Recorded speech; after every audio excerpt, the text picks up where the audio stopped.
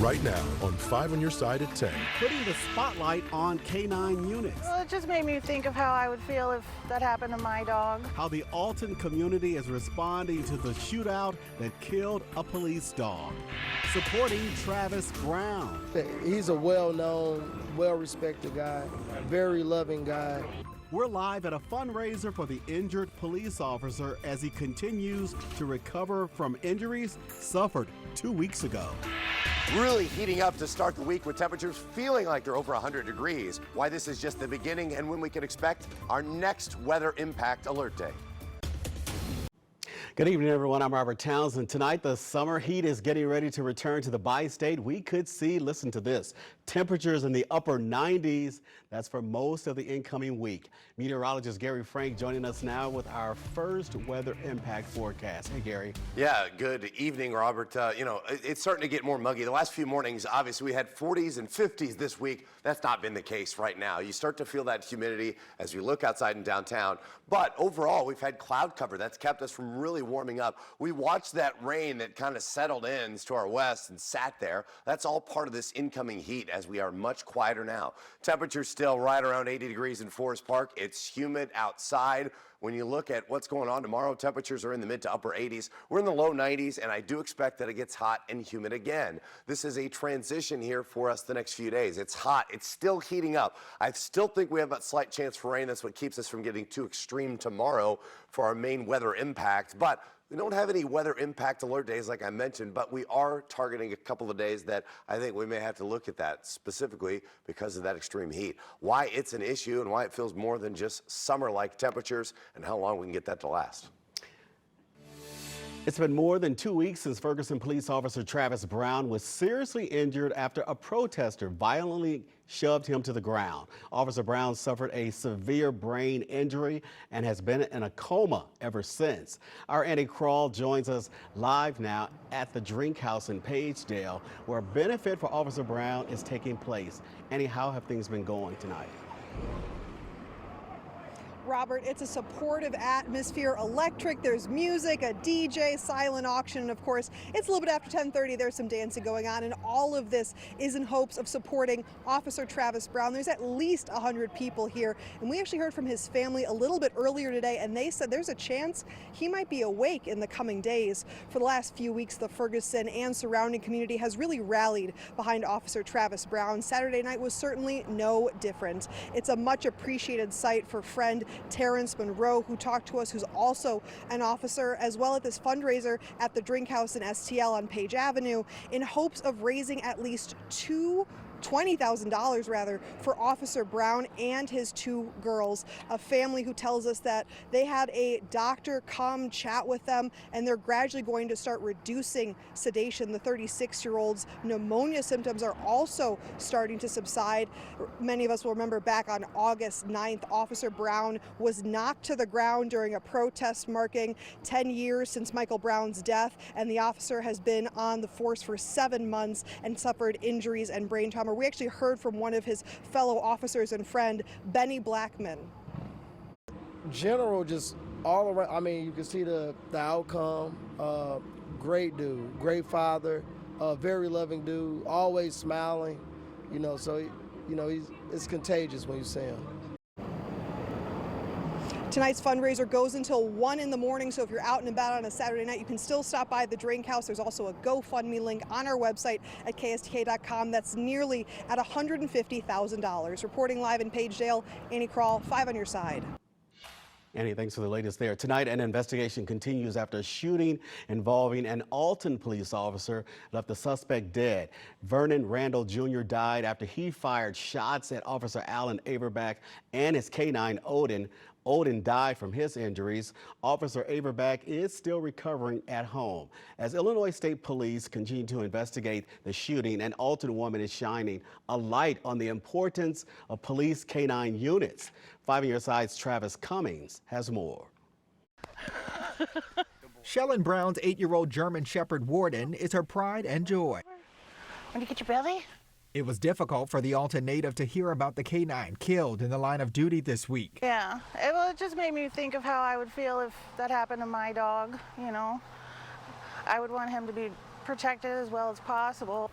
Alton police officer Alan Averbeck, pictured here, is recovering at home after a shootout with the suspect. Averbeck's K9 partner, Odin, didn't survive. It was very sad. I felt really bad for the officer and the dog, everybody involved. Brown worries about dogs in this line of work. I'm hearing of shooting every other week or so, same areas of the town. So I just think these dogs should be protected a little bit better than they are. Many police departments don't have a budget for canines because they're considered a specialty unit, so they rely on public or corporate donations. The dogs alone can cost between $15,000 and $45,000, according to the National Police Dog Foundation. Other funds are used for resources like protective vests. Technically, this is, our first officer that we've lost in a long time, even though it was a canine. They're part of the team. Alton Mayor David Growens, a former police officer himself, is proud to see how the community is rallying around these animals to make sure they get that support. The department acknowledged the many contacts, deliveries, and donations that have come in. Resources that can all save a canine's life. The outpouring is, I think, relative to the fact that this was a law enforcement team member. Some careless act for them to be taken away so quickly, it just bothers me. Travis Cummings, 5 on your side. Now, to support these brave animals, you can write a check and make it payable to the Alton Police Department's K9 program. The second way to donate is through Mustache March for PD. Tonight, the Chesterfield Amphitheater was packed for the 12th annual Backstoppalooza. The concert is a major fundraiser for the Backstoppers, which helps families of fallen and wounded first responders.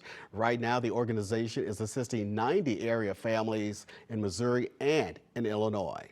And the thing is, it takes $2.5 million a year to satisfy the commitments that the Backstoppers have made. So it's incumbent on us where we can to try to give back and keep those coffers full. Backstoppalooza has raised over $700,000 for Backstoppers since its inception. St. Louis is such a diverse city with residents from every corner of the world. The Festival of Nations is taking place this weekend in Tower Grove Park. Artists, musicians, and lots of performers representing 75 nations were there today. Vendors say they wait all year specifically for this one event. It's like the unity of all nations. It's like celebrating each other's cultures. It's one of the largest multicultural festivals, I think, anywhere. As you can see countries represented from all over the world that you wouldn't normally be able to see on, a day-to-day basis. I love this festival. Oh my God. I can go through summer so I can come to the Festival of Nations. And after this, Festival of Nations continues tomorrow from 10 a.m. until 7 p.m. New COVID claims, a viral post by the CDC warning about a deadlier strain of tonight's virus. Tonight, we're verifying if it is true. New COVID claims, a viral post by the CDC warns about a deadlier strain of the virus. Tonight, we're verifying if it's true. Stranded in space. Boeing has worked very hard with NASA to get the necessary data to make this decision. 2 astronauts have been stuck on the ISS for weeks. When's the next chance they could return to Earth? We saw this complex of storm starting northwest overnight dive fully south. Could the same thing happen tomorrow, and will it impact our rain chances and temperatures Sunday afternoon? Tracking that and the heaps coming up. This 5 on Your Side newscast is sponsored by Emo's Pizza. Order Emo's, collect squares, get free pizza. Sign up today on the Emo's Pizza app or website. Discover a place forged from passion and ambition, where makers, doers, and showmen take center stage. Silver Dollar City, the heart of the Ozarks.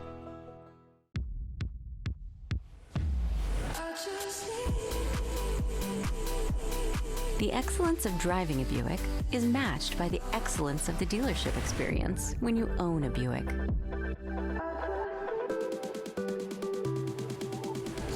Buick, exceptional by design. Get 0.9% APR. Plus, current eligible non-GM owners get $3,000 purchase allowance on this 2024 Encore GX. That's 10% below MSRP. Watson's Labor Day sale is going on now. Get end-of-season savings up to 70% off on overstocked, out-of-box, and brand new in-stock outdoor furniture. Plus, interest-free financing until 2026. Only at Watson's. The Make It Ford Summer Sales Event is on. So make it your best summer ever with Ford. Get your ideal combination of power and capability. And experience hands-free highway driving technology with Ford Blue Cruise, available on select vehicles. It's the Make It Ford Summer Sales Event, so make it yours. Make it now. Get 1.9% financing for 66 months plus $20.75 bonus cash on a new 2024 Escape. Only at your Quality Ford dealers, proud sponsor of the St. Louis Cardinals. When you want to get more for your valuables, you need to visit Scotsman. Coins, jewelry, sterling silver, paper money, investment metals, no matter. Scotsman paid me more. Scotsman paid me more. A lot more. Scotsman in Creve Coeur. Toyota trucks are legendary. And Seeger has truck savings you can't miss. New Tacoma's in stock and ready for adventure. New Tundras, 1.9 financing, savings over $7,000. And Tundras start at $39,200. For Toyota trucks, come to Seeger Toyota. Tonight, we are just 10 weeks away from the November presidential election, and time is running out as early voting begins next month in at least 6 states, including Illinois. Both the Harris and Trump campaigns are already looking ahead to inauguration, setting up presidential transition teams as required by law. The Democratic ticket is heading back to the campaign trail following the historic DNC. Their next stop, the battleground state, Georgia. Kamala Harris and Tim Walz are kicking off their bus tour on Wednesday, where they're expecting to meet with voters directly. Now, their tour of the Peach State will conclude with a rally in Savannah on Thursday. It will be the first time the duo campaign together in a battleground state. The tour announcement comes less than a day after Donald Trump accepted an endorsement from independent candidate Robert F. Kennedy Jr. Trump now says if he's elected, he will establish a commission on assassination attempts in honor of Kennedy and his family. Today also marks 1 year since Donald Trump's infamous mugshot was released. It happened when Trump was processed at an Atlanta jail on more than a dozen election interference charges in Georgia. The former president made a post to social media celebrating the anniversary. Tonight, new signs of hope for a ceasefire in Gaza as negotiations continue in Cairo. A new Israeli proposal would reduce the number of troops along the Egyptian-Gaza border. Egypt is now sending that proposal to Hamas in hopes they will attend the next round of talks set for Sunday. During her acceptance speech, you'll remember Kamala Harris says the White House is working hard to get both sides to come to an agreement. President Biden and I are working to end this war such that Israel is secure, the hostages are released, the suffering in Gaza ends, and the Palestinian people can realize their right to dignity, security, freedom, and self-determination. The Israeli government says even if a ceasefire is reached, it may not be permanent, and fighting could continue within a matter of weeks. Yeah, and I mean, the last few days, fall, right? Felt really good in the morning. 40s in some cases. One of these things, not like the other. Yeah, that's the trend that we're going to see over the next couple of days. What that means for our afternoon highs and when we can expect the core of the heat to settle in. 2 bodies have been found in the rubble of a house explosion in western Missouri. Take a look at this video. The explosion happened around 5 o'clock this morning in Excelsior Springs. Investigators found the body of a dog and 2 people. While no neighbors were hurt in the blast, some did say their homes were damaged. While investigators do not know what caused the explosion, they say the home used propane as an energy source.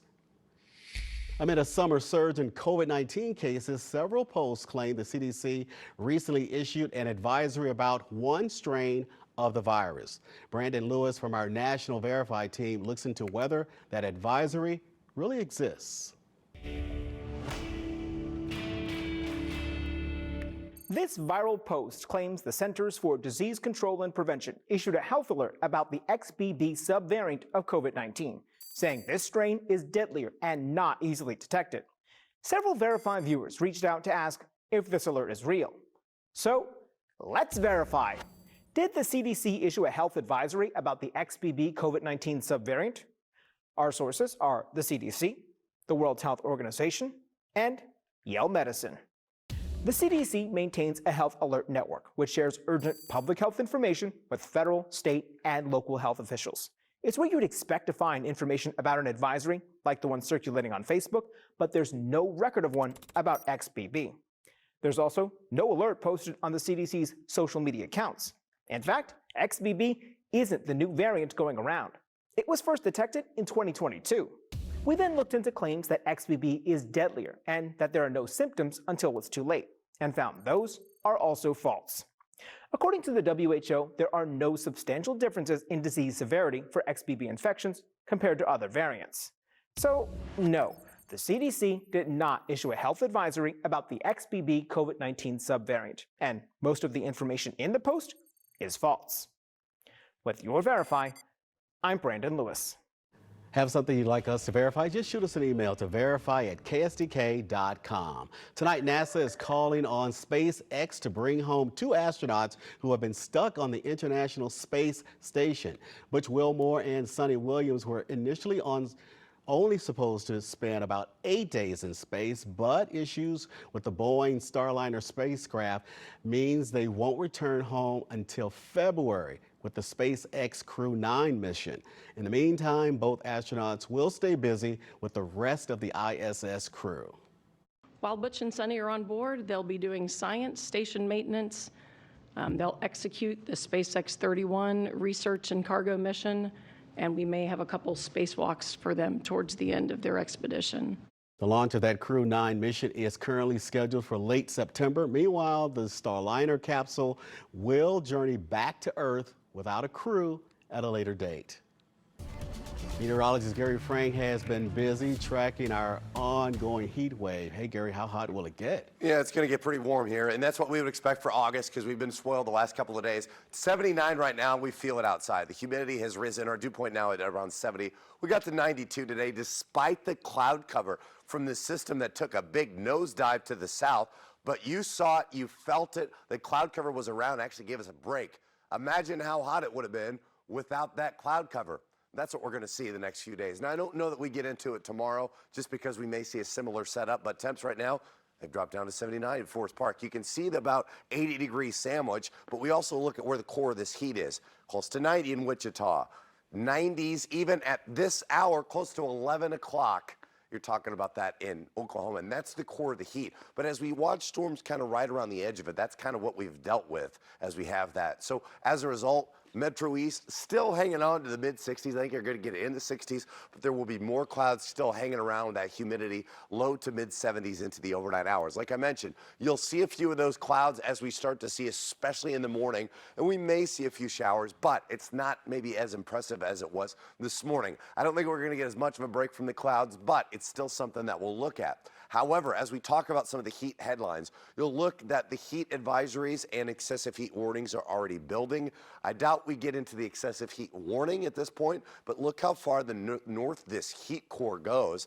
I would expect at some point, as this entire system shifts a little off to the east, we'll be involved in that as well. And that's when I expect our next weather impact alert day. But that's probably going to be Tuesday or Wednesday as the core of this heat settles in. Now, what does that mean for us? Well, it means it's going to feel hot because we had the humidity, and we're going to feel like we're over 100 degrees pretty easily, I think, on Monday with a few more clouds. But look at Tuesday between 105 and 110. If we get these numbers, that's where we may start to see the excessive heat warning, especially in the city. We'll keep a close eye on that, especially. But by Wednesday and Thursday, these numbers will start to come down. I still think Wednesday is probably a pretty hot day, but watch Thursday. It gets better. However, it's hot. So our temperatures go from 98 to 99 to 98. So it's hot, and there will be varying levels of increasing humidity, particularly Tuesday and Wednesday, that we'll keep a close eye on.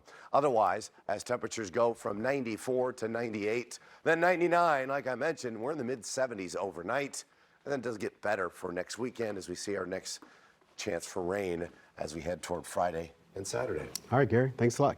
Corey, what's next in sports? Well, we're entering the busiest season on the sports calendar. Cardinals baseball, City SC soccer, and even some college football on the menu tonight. We'll talk about it all coming up after the break. This 5 on Your Side Sports Report is sponsored by Telly Tire and Auto Centers, driving your way since 1942. Today we got to use a phrase when talking about the St. Louis Cardinals that we hadn't been able to use in 2 months. Winning streak. Yeah, it was only 3 games, but it was something. Tonight the Cards went for 4 in a row up in Minneapolis. Ollie Marmol's squad trying to get over 500. And it looked good to start. Sonny Gray looked like he was going to simply take over. Gray struck out the side in the first inning on 10 pitches. But Trevor Larnach had plans to end that dominance. 3-run homer in the third, 3-0 Twins. Still in the third. Defensive play of the night. Victor Scott gets on his horse. He's going to track down that ball at the track. Nice grab from the rookie. Tough moment in the fourth, though. Wilson Contreras hit by a pitch on the hand. He would actually fracture his middle finger and is headed to the IL. Just brutal news there. Meanwhile, Larnach was not done launching. Another homer, this time a solo shot off Gray. The other starter had no problem with the Cardinals tonight. 7 innings of shutout ball from Pablo Lopez. Twins win 6-0 to end the Cardinals' winning streak. Let's hear from the injured Cards catcher after the game. It was really bad. I was in pain,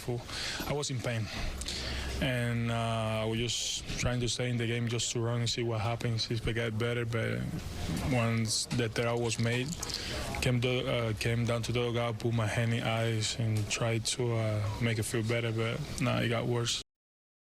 This 5 on Your Side St. Louis City SC coverage is sponsored by Together Credit Union. Well, if City SC somehow makes the MLS playoffs, I think that classifies as a miracle at this point. 9 games left, 10 points out of a postseason spot. And the stretch run kicked off late tonight in Portland. This game just kicked off just about 45 minutes ago, but John Hackworth's squad did not wait long to make some fireworks. And guess what? It's the newcomers again. 10th minute, Marcel Hartl, corner kick. Here comes Simon Betcher. That's a header for a goal. What a score from the SLU kid. That's not all, though. Edu Leuven is going to score on a PK. Right now, City leads 3-1 early in the second half. How about some college football to satisfy that craving? North Alabama and SEMO kicking off the season. Last fall, we were showing Peyton Brown highlights for the Hillsboro Hawks. Tonight, he made his college debut for Southeast Missouri, and what a debut it was. The true freshman ran for 97 yards and 3 touchdowns. SEMO wins 37-15. Tomorrow night on Sports Plus, we're previewing the most anticipated Mizzou football season in recent memory and talking with the president of the St. Louis Cardinals. Frank Cusimano sits down with Bill DeWitt III to talk about the uneasy present situation and how his family is viewing the current state of the Cardinals. You know, he takes the losses hard just like I do. So it hasn't been fun, but look, I think we have to also take a bit of a long view sometimes, and so as painful as some of these losses have been, you know, we also have a lot of discussions about, you know, how do we get back on track, and we've done it before and we can do it again. Certainly an uphill climb for both the Cardinals and City SC to make the playoffs this year. Good so far on the soccer front. Baseball took a turn for the worse tonight. A lot going on there. Yeah. And you've got a final look at this heat streak that's on the way. Yeah, it's hot. It's going to be, we haven't had it in a while, right? Temps in the mid-90s here are expected here as we go from 94. And we may have a stray shower like we did today. There are a few spots like Rolla, Sullivan got a little rain this morning, kind of hung into the middle portion of the day. 70s overnight, I think if we're going to pick a couple days, maybe Tuesday, Wednesday, our next weather impact alert days. Those are days Tracy are going to be monitoring in the morning for you. But overall, it will not be a consistent 1 week of this, and it does look like it's a little cooler. And as we know, as we get closer to September, we're almost there. Heading into the holiday weekend, it looks like we'll have a little rain maybe that Friday. But, you know, extended weekend for a lot of people, but it's going to be a hot first week of school for some people, or first couple more days here. So that's kind of what we're looking at here into the next few days. So we got kind of spoiled with some temps in the 40s here out where I live in the boonies. Yeah, you know, summertime in St. Louis, you know, Labor Day is coming up. Do you think it'll hang around or be gone by then? It should be a little cooler. All righty. Well, that's all for 5 on Your Side at 10. Saturday Night Live is next. Enjoy your evening, everyone.